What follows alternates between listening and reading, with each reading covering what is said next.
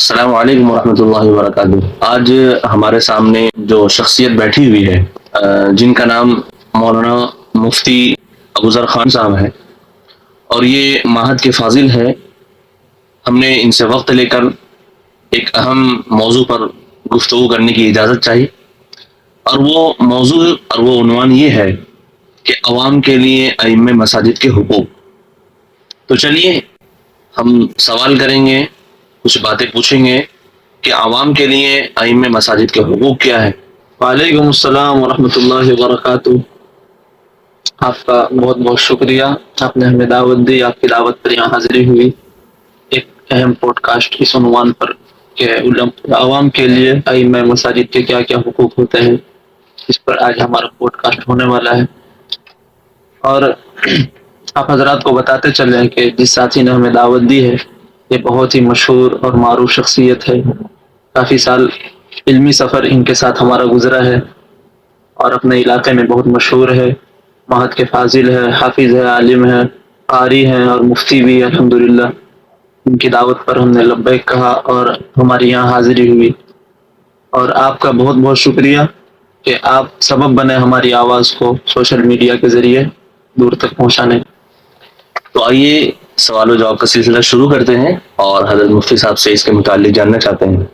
تو مفتی صاحب، سب سے پہلا میرا سوال جو یہ ہے، اسلام میں امام مسجد کا مقام و منصب کیا ہے، اور شریعت نے اسے کس نظر سے دیکھا ہے؟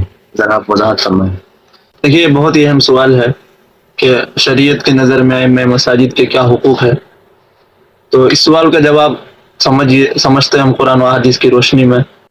سب سے پہلے حدیث شریف کی طرف جاتے ہیں تو روایت ہمیں ملتی ہے انما جعل الامام لیتم به، کہ امام کو اس لیے مقرر کیا جاتا ہے تاکہ امام کی اقتداء کی جائے۔ جس طرح امام کی اقتداء نماز میں کی جاتی ہے، تو اسی طرح معمومین کے لیے اور عوام کے لیے ضروری ہے کہ نماز کے علاوہ دوسری چیزوں میں بھی امام کی اقتداء کرے۔ تو امام کی اقتداء نماز میں کس طور پر ہوتی ہے، اسی روایت میں آگے تشریح ملتی ہے کہ انما جعل الامام لیتم به، امام تو تمہارے لیے اس لیے مقرر کیا جاتا ہے تاکہ تم اس کی اقتداء کرو۔ اذا قال اللہ اکبر، جب امام اللہ اکبر کہے تو تم بھی اس کے ساتھ اللہ اکبر کہو۔ اسی طرح جب امام دوسری تکبیرات کہے تو تمہاری بھی ذمہ داری ہوتی ہے کہ تم بھی ان کے ساتھ دوسری تکبیرات کہو۔ تو جس طرح نماز میں امام کی تابعداری کا حکم دیا گیا، تو ہماری کوشش ہونی چاہیے کہ باہر کی زندگی میں بھی ہم امام کے تابعدار بنیں۔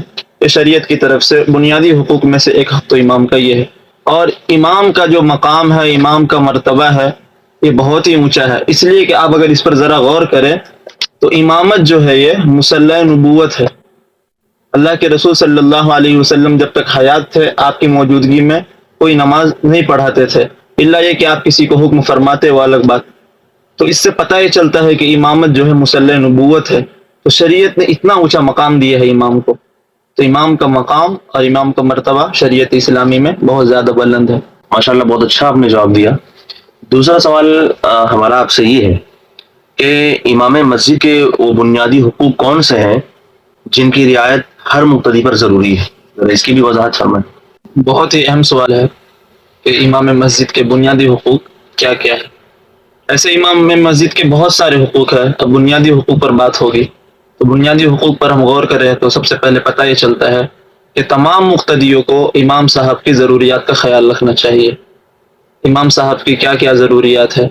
اب ایک امام جو ہوتا ہے وہ بھی صاحب اولاد ہوتا ہے، وہ بھی بیوی بچوں والا ہوتا ہے، اور اس کے تمام بشری ضروریات اس کے ساتھ وابستہ ہے۔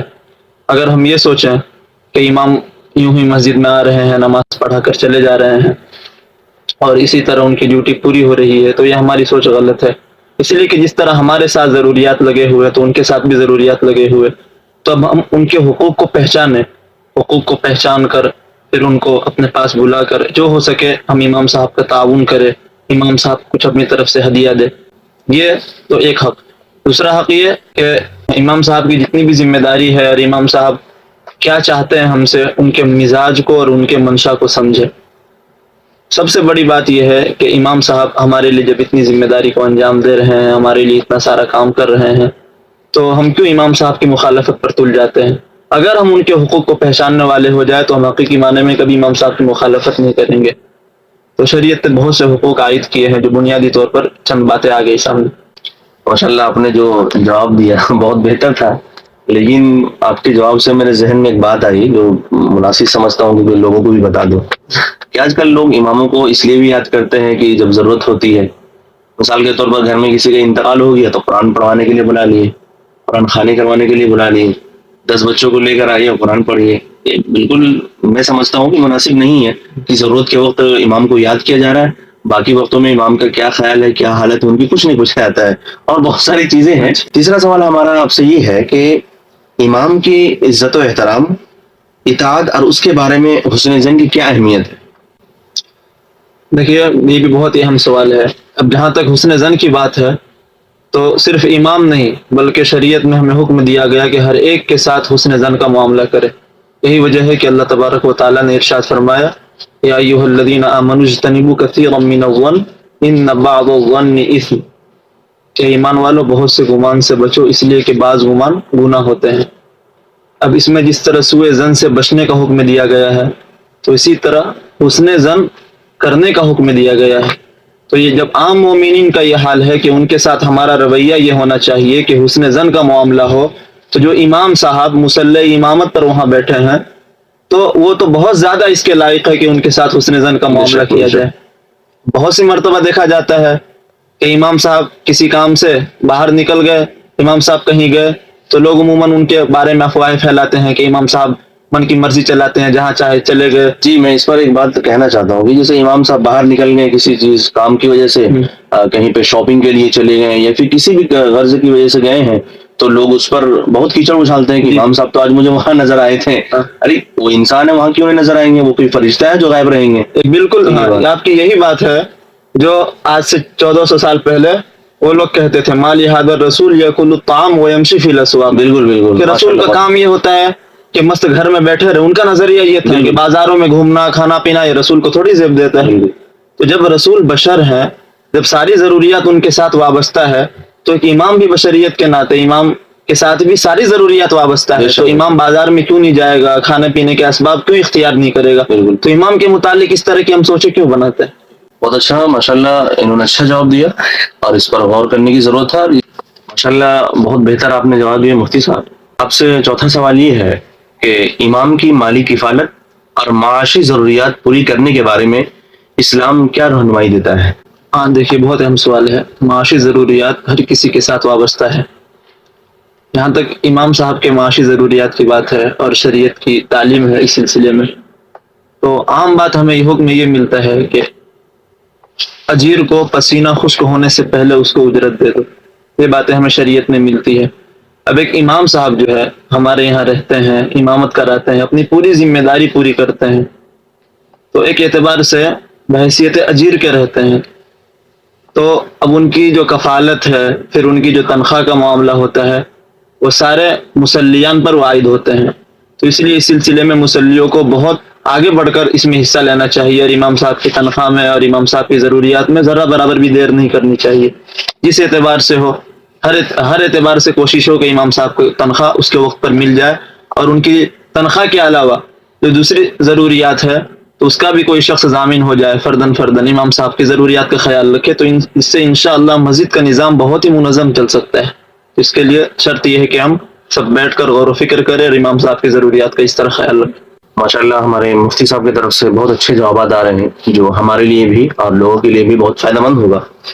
مفتی صاحب ہم آپ سے ایک چیز اور جاننا چاہتے ہیں، وہ یہ کہ اگر امام سے کوئی اجتہادی یا معمولی غلطی ہو جائے تو عوام کا رویہ کیا ہونا چاہیے؟ حالانکہ ہم دیکھتے ہیں کہ اگر امام صاحب سے کوئی غلطی ہو جاتی ہے تو مطلب ایسا سمجھتے ہیں کہ ایک مطلب کہ انسان نہیں ہے بلکہ فرشتہ ہے، ان سے غلطی ہو گئی، اب کیا ہوگا، ایسا امام نہیں ہونا چاہیے، فلاں فلاں بہت ساری باتیں ہوتی ہیں. آپ بھی دیکھ رہے ہیں معاشرے میں کیا چل رہا ہے، تو اس کے متعلق آپ ذرا. یہ بہت ہی اہم سوال کیا آپ نے. اب جہاں تک غلطی کی بات ہے تو اس سے کوئی انسان ہونے کے ناطے محفوظ نہیں. غلطی تو ہر کسی سے ہوتی ہے، بشریت کا تقاضا ہے. کوئی غلطی جان بوجھ کر نہیں کرتا. اب ظاہر سی بات ہے خطا غلطی اجتہادی طور پر ہی اس طرح ہو جاتی ہے. تو اب جب ہر انسان سوچتا ہے کہ غلطی بھولے سے ہوتی ہے تو پھر جان بوجھ کر اسے غلطی کو پکڑنا، اسے اچھالنا یہ اچھی عادت نہیں، یہ اچھی بات نہیں ہے۔ ایک ایسے شخص کے لیے جو مہذب ہو، اس کو زیب نہیں دیتا ہے کہ وہ عام شخص کی غلطی کو بھی اس طرح اچھالے۔ غلطیاں تو ہر کسی سے ہوتی ہے۔ اب جہاں تک بات ہے امام صاحب کی اجتہادی خطا، اجتہادی غلطی، تو اس سے درگزر کا معاملہ کیا جانا چاہیے۔ ہر مقتدی کو سوچنا چاہیے کہ جس طرح ہم سے غلطی ہوتی ان سے بھی غلطی ہوتی، ساری ضروریات ان کے ساتھ بھی وابستہ ہے، غلطیاں تو ہوتی ہے ہر کسی سے، تو یہ سوچ کر ان کی غلطیوں کو درگزر کرنا چاہیے۔ اور ہمیں ایک بات اور بھی ملتی ہے کہ تم بڑے لوگوں کی غلطیوں کو درگزر کیا کرو، اور بڑے لوگوں میں امام صاحب سے بڑا اور کون ہوگا بھی؟ تو امام صاحب کی جو غلطیاں ہیں تو زیادہ تر پردہ پوشی کا، درگزر کا معاملہ کیا جائے۔ حدیث شریف میں بھی ہمیں یہ تعلیم ملتی ہے، اللہ کے رسول صلی اللہ علیہ وسلم نے ارشاد فرمایا من ستر مسلما سترہ اللہ یوم القیامہ، پردہ پوشی اگر کوئی شخص کرتا ہے تو اللہ قیامت کے دن سب کے سامنے اس کی پردہ پوشی کریں گے۔ تو اس لیے امام کی غلطیوں سے درگزر کا معاملہ کیا جانا چاہیے۔ بہت شکریہ آپ کا مفتی صاحب، آپ نے ہر سوال کے جوابات بہت اچھے انداز میں دیے، قرآن و حدیث کی روشنی میں جواب دیے۔ انشاءاللہ ہم تمام لوگوں کے لیے یہ چیزیں فائدہ مند ہوگی اور اس پر عمل کرنے کی کوشش کریں گے۔ لیکن ایک سوال اور میرے ذہن میں آتا ہے اس کے بعد، جی بالکل، جو میرا آپ سے سوال ہے، باتیں تو بہت ساری ہیں لیکن میں آپ سے آخری بات جاننا چاہتا ہوں جو میرے ذہن میں ہے کہ آج کے دور میں امام مسجد کو کن بڑے مسائل کا سامنا ہے؟ دوسری بات، اور عوام و مسجد کمیٹی ان کے حقوق کی ادائیگی میں کیا کردار ادا کر سکتے ہیں؟ دیکھیے یہ بھی بہت ہی اہم سوال ہے۔ اب جہاں تک امام مسجد کا تعلق ہے اور عوام کا تعلق ہے اس سلسلے میں، تو دونوں کو اپنے حقوق کو پہچاننا چاہیے۔ جب دونوں اپنے حقوق کو پہچانیں گے تو پھر مسجد کا نظام، معاشرے کا نظام، بستی کا نظام امید ہے کہ انشاءاللہ بہت بہتر چلے گا۔ تو اب اس سلسلے میں امام صاحب کو کن باتوں کی طرف توجہ کرنی چاہیے؟ تو یہ ضروری ہے کہ ہم سوچیں کہ امام صاحب کو بحیثیت امام ہونے کے یہ سوچ لے کہ سب سے پہلی بات تو یہ کہ ہم خوددار بنیں گے۔ خودداری، جب خودداری کی صفت امام صاحب کے اندر آ جائے گی تو کبھی کسی کے سامنے ہاتھ نہیں پھیلائے گا، عاجزی کا اظہار نہیں کرے گا۔ تو یہی وجہ ہے کہ لوگ اس کی بات غور سے سنیں گے، چونکہ عموماً ایسا دیکھا گیا ہے کہ جب بھی امام صاحب کسی کی دعوت پر چلے جاتے ہیں، کھانا وانا کھا لیتے ہیں، پھر اس کے بعد امام صاحب اگر چاہتے ہیں اس کے خلاف میں کچھ بولوں تو پھر جھجک کے ساتھ بولتے ہیں، بلا جھجک نہیں بول پاتے ہیں۔ تو امام صاحب کے لیے ضروری ہے کہ خوددار بنے اور ہر کسی کی دعوت قبول نہیں کرے، اور مقتدیوں کے تابع ہو کر نہیں رہے کہ جو باتیں مقتدی کہہ رہے ہیں ہم ساری بات میں ان کی تابع داری کریں گے، ان کی ہر بات مانیں گے، تو مقتدی نے ڈانٹ دیا تو ہم بھی بالکل ایسے ہی ہو جائیں گے، جی حضرت جی حضرت، جی حضوری چھوڑ دے، تابع داری ان کی نہیں، خوددار ہو کر رہے۔ پھر دوسری بات، مقتدیوں کو چاہیے کہ امام صاحب کی ضروریات کا خیال رکھے۔ امام صاحب کی تو ذمہ داری یہ ہوئی کہ خودداری رہے، تو اس کا مطلب یہ نہیں کہ مقتدی بھی نظر انداز کر دے، بلکہ ان کی چاہیے کہ امام صاحب کی ضروریات کا خیال رکھے اور ان کے حقوق کو پہچانے، اور جتنا ہو سکے خوب زیادہ سے زیادہ امام صاحب کا تعاون کرے ہر اعتبار سے۔ بہت شکریہ آپ کا مفتی صاحب، آپ نے ہر سوال کے جوابات بہت اچھے انداز میں دیے، قرآن و حدیث کی روشنی میں جواب دیے۔ انشاءاللہ ہم تمام لوگوں کے لیے یہ چیزیں فائدہ مند ہوگی اور اس پر عمل کرنے کی کوشش کریں گے۔ جزاکم اللہ خیرا واحسن الجزاء، آپ کا بھی بہت بہت شکریہ، آپ نے یہاں دعوت دی اور ہماری آواز پہنچانے کا سبب بنا، بہت شکریہ۔ السلام علیکم ورحمۃ اللہ وعلیکم وبرکاتہ۔ السلام ورحمۃ اللہ وبرکاتہ۔